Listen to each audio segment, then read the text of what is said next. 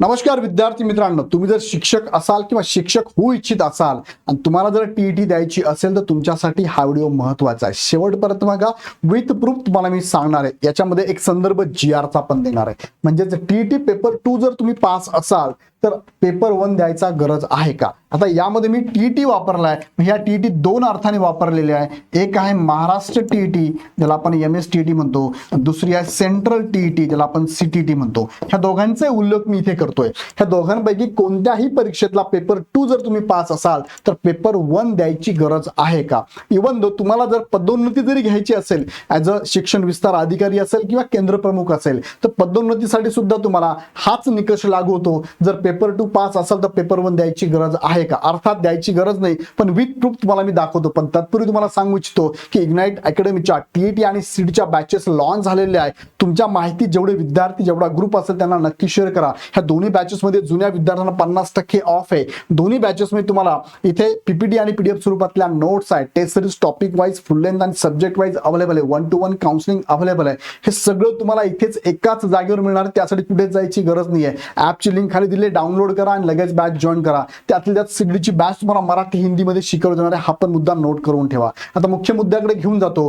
3 December 2014चा GR आहे. ह्या GR मध्ये शिक्षक पात्रता परीक्षांसंदर्भातले जे निकष आहेत ते त्यांनी सांगितलेले आहेत. त्यातला महत्वाचा मुद्दा बघा, शासन शुद्धीपत्रक जे आलं होतं, ह्या डेटचं शुद्धीपत्रकच आहे 3 डिसेंबर 2014चं.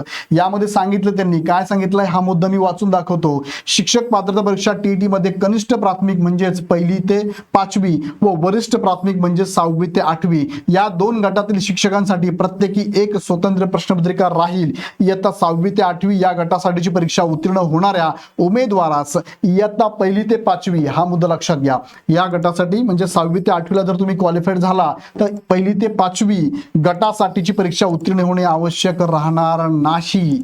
म्हणजेच तुम्ही जर पेपर 2 क्वालिफाईड झाला असाल तर पेपर 1 तुम्हाला द्यायची गरज नसणार आहे. हा पण याच्यानंतर म्हणजे ज्यांना बघा टेटच्या माध्यमातून शिक्षक व्हायचं आहे, उदाहरणार्थ ए नावाचा विद्यार्थी आहे आणि याने डीएड झालेलं असेल याचं किंवा बीएड झालेलं असेल याचं आणि याला पुढे जाऊन 1 ते 8 वर्गांसाठी शिक्षक व्हायचं असेल पवित्र पोर्टलच्या माध्यमातून, मग त्यांनी दोन्ही पेपर द्यावेत का, पेपर 1 द्यावा, पेपर 2 द्यावात का. पण याच्यापेक्षा सोल्युशन सिंपल आहे. जर पेपर 2 तुम्ही दिला असेल तर पेपर 1 द्यायची गरज नाहीये. हा जीआर तेच सांगतोय तुम्हाला. मी परत वाचून दाखवतो तुम्हाला. बघा, 6वी ते 8वी या दोन गटातील शिक्षकांसाठी प्रत्येकी स्वतंत्र प्रश्नपत्रिका राहील. इथून महत्वाचा मुद्दा आहे, इयत्ता 6वी ते 8वी या गटासाठीची परीक्षा उत्तीर्ण होणाऱ्या उमेदवारास इयत्ता 1ली ते 5वी गटासाठीची परीक्षा उत्तीर्ण होणे आवश्यक राहणार नाही.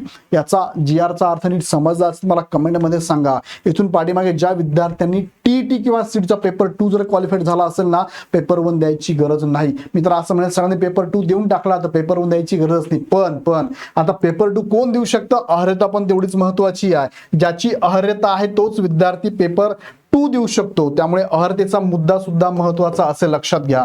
म्हणजेच तुम्हाला इथे लक्षात घ्यायचं आहे, तुम्ही इथे पात्र आहात का पेपर 2 ला तर देऊ शकतात ना.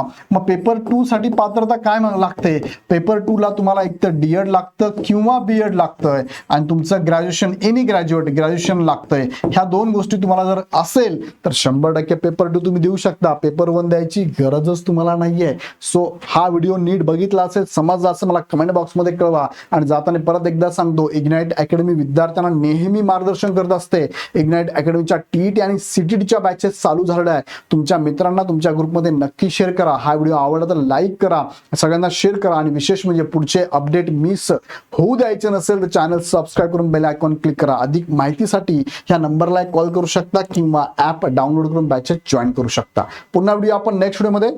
धन्यवाद.